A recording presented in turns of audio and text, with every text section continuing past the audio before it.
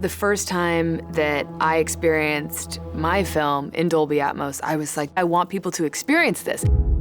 I was drawn to filmmaking just as a film lover. I grew up getting lost in movies. Like every director, it's because as children, we found an escape, we found happiness, and I loved going to the theater. It just felt like my happy place, my church, and I would transport my body onto the screen. That's why I thought I wanted to be an actor, because I was like, that's where I want to go. I want to go into the screen. What I finally realized is making movies and creating experiences for audiences to have those sacred moments in theaters, like that's really what I love. The message I want audiences to take away from Don't Worry, Darling is there is a really long history of really brave women who have stood up for what's right and who have been willing to sacrifice the structures that protect them. The one thing they ask of us is to stay here, where it's safe.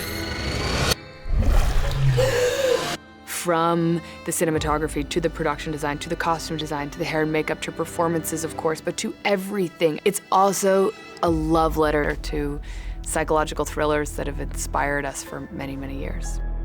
The film is about a woman who is slowly either going mad or becoming very conscious, and that experience is told largely through sound.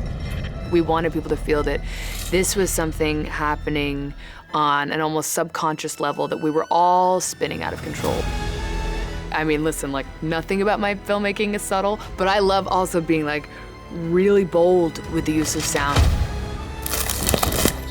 Sound can communicate almost as much as dialogue, and we can just create a soundscape to make the audience experience it. We don't have to tell them so much. Please, don't. Once you've experienced it in Dolby Atmos, you just can feel the difference, because you're like, oh, if it isn't like fully flowing through every bone in my body, then it's not the same. You become kind of greedy as a director, because you're like, how do I get everyone to feel it like that?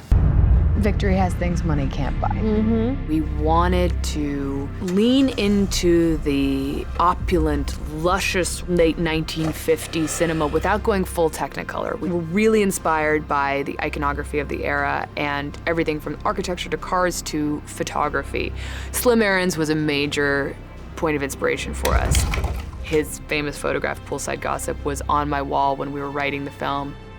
The desert, light, and landscape, I mean, it's very difficult to film in.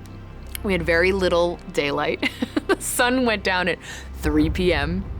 on certain days, but we really were able to capture this kind of surreal light that almost feels artificial, which is, of course, reflective of our story. The idea of like this world and, you know, is it man-made? Is it organic?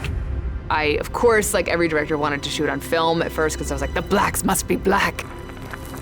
For instance, putting Alice walking in the middle of these salt flats, these kind of white, hot deserts, in a black dress. Like, we were excited about that in a nerdy way, but also it created this shape that in Dolby Vision is so beautiful. It made everything just really pop. The blacks are so black, and it feels like everything we were trying to capture in terms of the texture of that world suddenly becomes really vibrant in a way that is lost on, you know, many, many systems.